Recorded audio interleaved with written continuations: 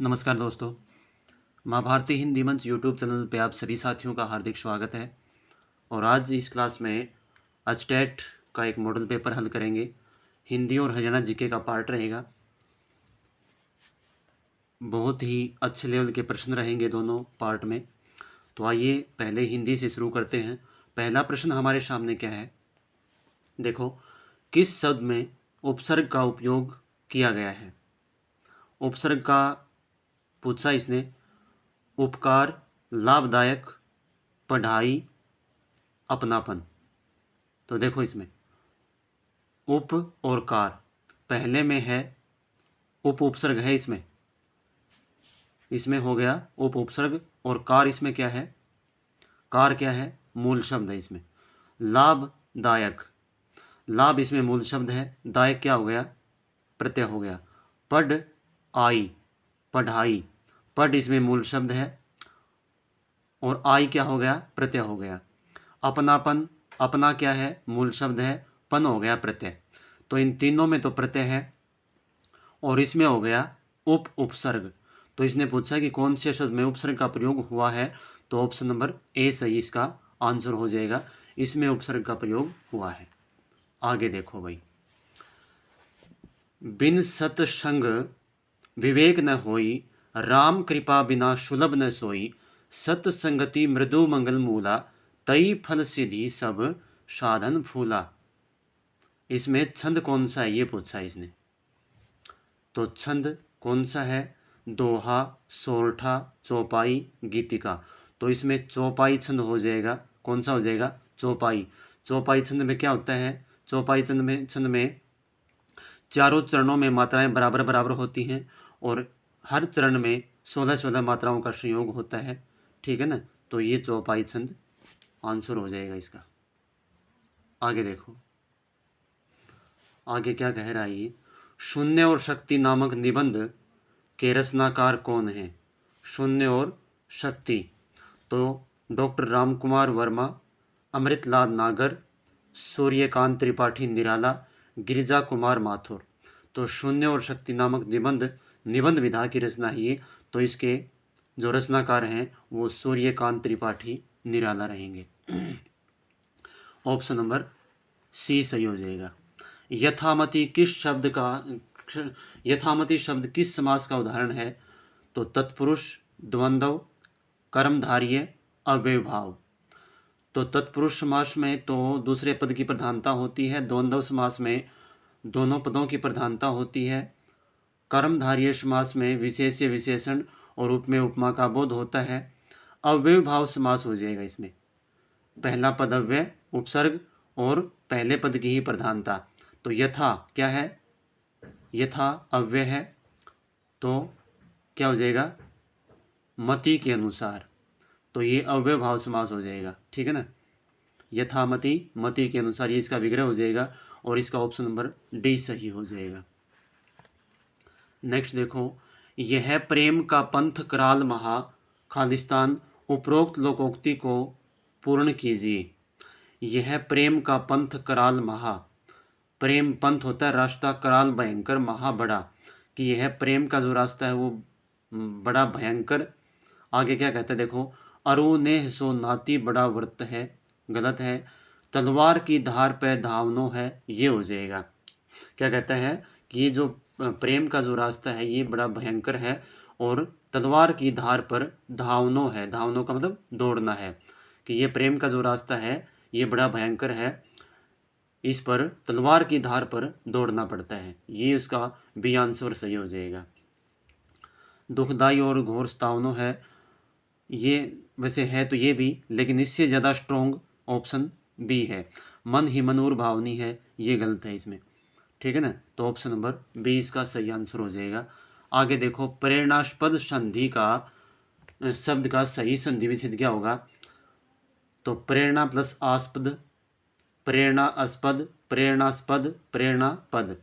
तो क्या हो जाएगा इसका, प्रेरणा प्लस आस्पद हो जाएगा। इसका आस्पद का मतलब होता है स्थान, जगह। तो ऑप्शन नंबर ए इसका सही आंसर हो जाएगा। कठोर बनो परंतु दयालु रहो, खालिस्तान वाक्य है। विधिवाचक, विधानवाचक, इच्छावाचक, उद्गारवाचक और विनम्रता सूचक। कठोर बनो परंतु दयालु रहो, ये एक उपदेश के रूप में बताया गया है वाक्य। तो इसका ऑप्शन क्या हो जाएगा? ऑप्शन इसका ए ऑप्शन हो जाएगा। विधि मतलब में उपदेशात्मक भाषा, उपदेशात्मक शब्दों का उपयोग होता है, तो ऑप्शन नंबर इसका सही हो जाएगा ए। आगे देखो, संज्ञा सर्वनाम के जिस रूप से के द्वारा उसका संबंध वाक्य के दूसरे शब्दों विशेषकर क्रिया के साथ जाना जाता है, उन्हें खालिस्तान कहते हैं। तो संज्ञा सर्वनाम का जिसका द्वारा के संबंध इसके दूसरे शब्दों या वाक्यों के साथ, तो वो क्या होता है? वो कारक होता है। ठीक है ना।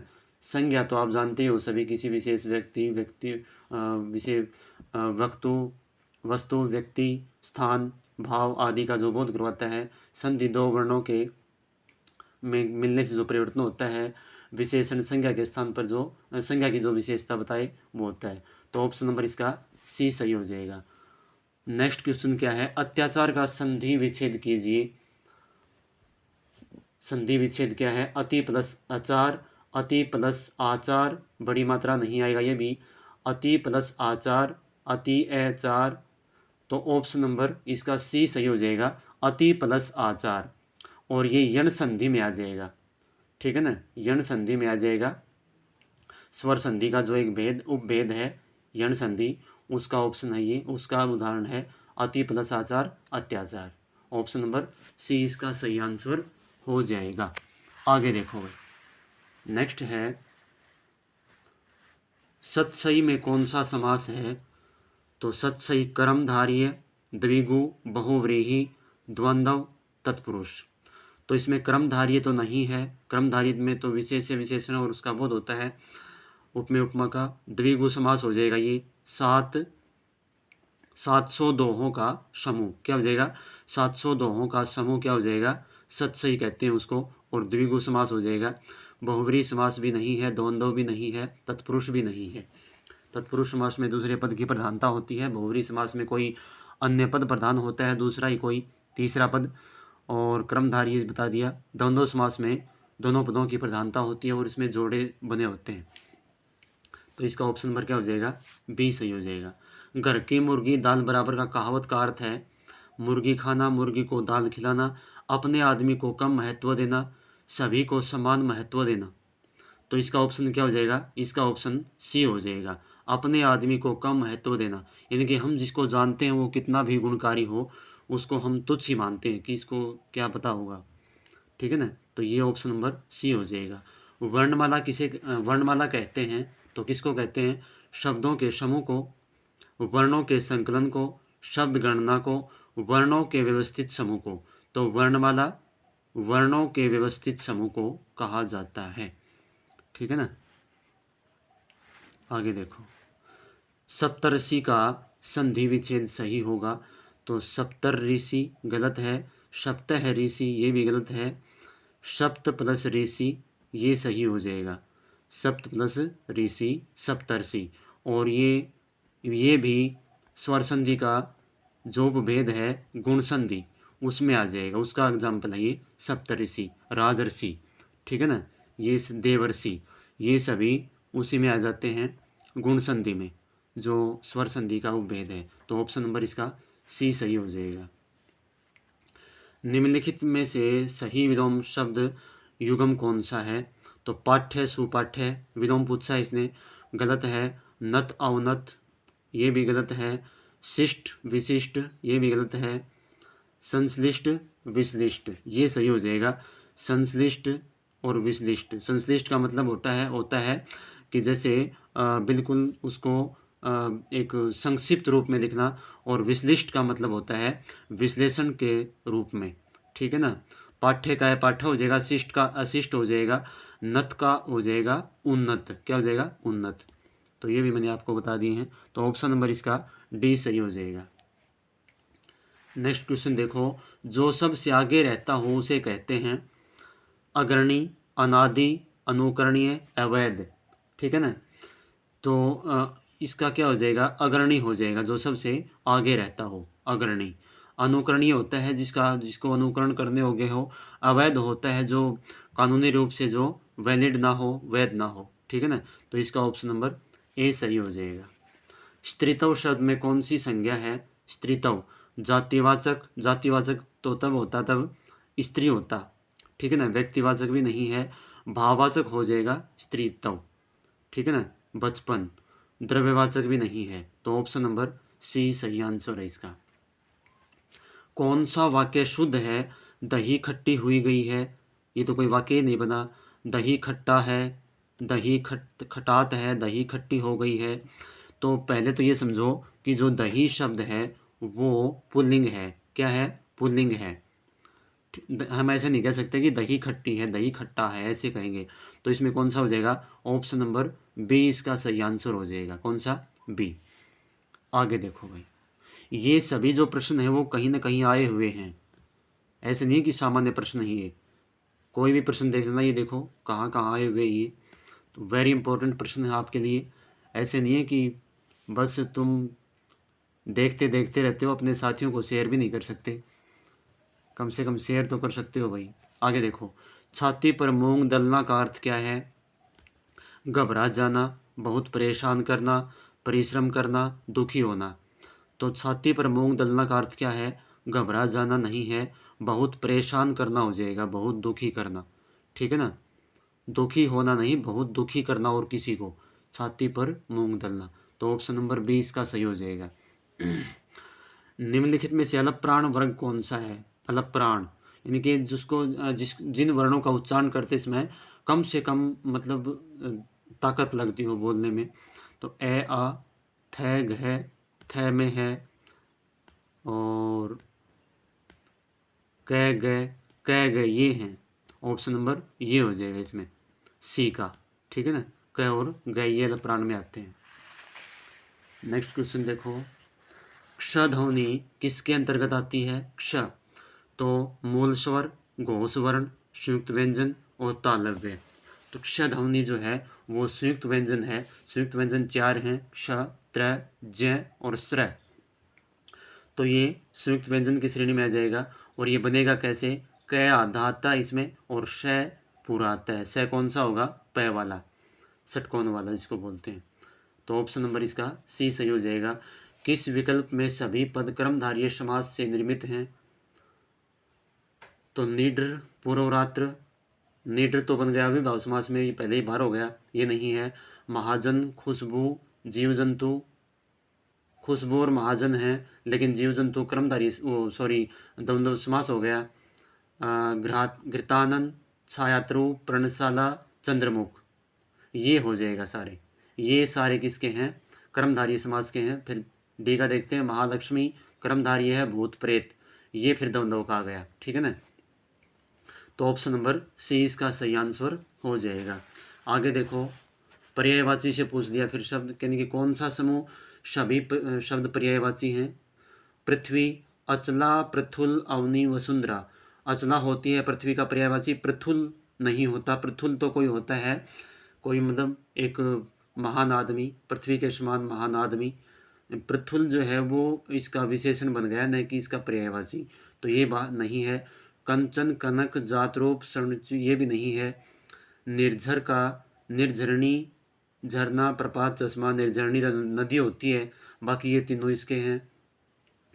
और धनुधर, धनुषधारी, कमनैत, तीरंदाज, बानैत, हाँ ये सही हो जाएगा भाई। धनुर्धर के जो है चारों पर्यायवाची सही हैं। तो ऑप्शन नंबर डी इसका सही आंसर हो जाएगा। दिए गए वाक्यांशों के लिए एक शब्द लिखिए। कौन सा पूछ रहा है ये? 25 वर्ष पूरे करने के उपलक्ष्य में होने वाला उत्सव।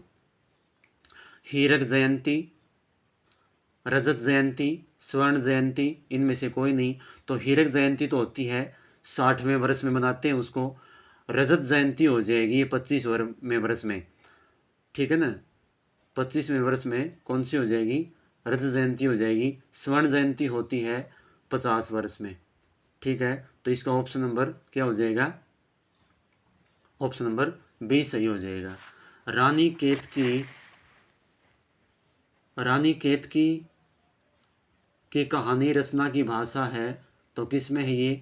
तो देखो किस में है? हिंदुस्तानी में। हिंदुस्तानी तो कोई भाषा ही नहीं है।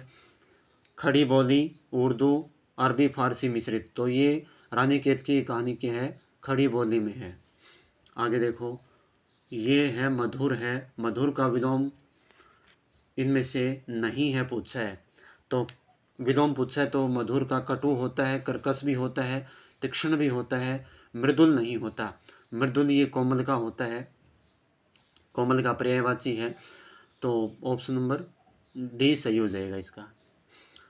तू डाल डाल मैं पात पात का अर्थ क्या है, दोनों विद्वान, दोनों तत्वज्ञ, दोनों मूर्ख और दोनों चालाक।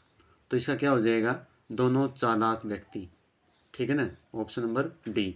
सरस्वती का पर्यायवाची है, तो सरस्वती का पर्यायवाची क्या है, इसका पर्यायवाची है शारदा, भारती, वीणा, पाणी। तीनों ही हैं ये। ठीक है ना, तीनों ही सरस्वती के पर्यायवाची हैं। तो ये तो थे हिंदी के। अब कुछ प्रश्न करेंगे हरियाणा जीके के। देखो भाई, हरियाणा जीके के प्रश्न करते हैं। देखो, पहला प्रश्न हमारे सामने क्या है कि राजीव गांधी तापीय ऊर्जा स्टेशन कहाँ है। तो राजीव गांधी तापीय स्टेशन ऊर्जा ये है कलायत, पुंडरी, बहादुरगढ़ और खेदड़। तो ये खेदड़ में स्थित है, खेदड़ हिसार डिस्ट्रिक्ट में पड़ता है। राजीव गांधी तापीय ऊर्जा स्टेशन हिसार के खेदड़ गांव में है। इसकी क्षमता 12,000 मेगावाट है। और जो झाड़ली झज्जर में है, झज्जर जिले में जो झाड़ली है वो है इंदिरा गांधी पावर प्लांट, ध्यान रखना है। कलायत के बारे में क्या दिया इसने, कलायत से कपिल ऋषि का संबंध है। पुंडरी से क्या दिया, यह पुंडरी ऋषि की तपसतली थी, इस कारण उसका नाम पुंडरी पड़ा। बहादुरगढ़ क्या है, बहादुरगढ़ को हरियाणा का प्रवेश द्वार कहा जाता है। ठीक है ना। सूरदास ने महान संत की शिक्षाओं से प्रेरणा ली, खालिस्तान की शिक्षाओं से। तो किसकी शिक्षाओं से प्रेरणा ली उसने, रामदास, हरिदास, चैतन्य, वल्लभाचार्य। तो ये वल्लभाचार्य थे, वल्लभाचार्य के गुरु थे सूरदास के। ठीक है ना। तो उन्होंने वल्लभाचार्य से शिक्षा ली थी। सूरदास का जन्म सिही गांव फरीदाबाद में हुआ था। उनके गुरु वल्लभाचार्य थे। इनकी रचनाएं कौन कौन सी थी, सूरसागर, सूरसारावली, साहित्य लहरी। ये ध्यान में रखनी है आपको।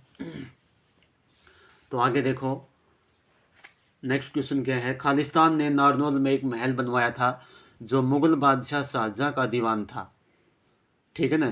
तो बीरबल राय, मुकुंद दास, राव राय माधवदास, उक्त में से कोई भी नहीं। तो ये मुकुंद दास थे। ठीक है ना। मुकुंद दास नारनौल में एक महल बनवाया था जो बादशाह शाहजहां का दीवान था। आगे देखो क्या है, सूरजकुंड अंतर्राष्ट्रीय मेला एक रंग बिरंगा पारंपरिक भारत की कला उत्सव प्रत्येक वर्ष खालिस्तान माह में होता है। तो सूरजकुंड कहाँ है, फरीदाबाद में है। वहाँ शिल्प कला का मेला लगता है, ये रंग बिरंगा। तो ये कहाँ, फरीदाबाद में है। और फरवरी में लगता है। ये कहाँ लगता है, कब, फरवरी में लगता है, 7 फरवरी से लेकर और 16 फरवरी तक। और अब की बारी 38वां सूरजकुंड मेला था।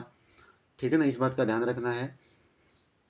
आगे देखो, सूरजकुंड हाँ प्रत्येक वर्ष फरवरी माह में फरीदाबाद जिले में लगता है, ये बता दिया इसने।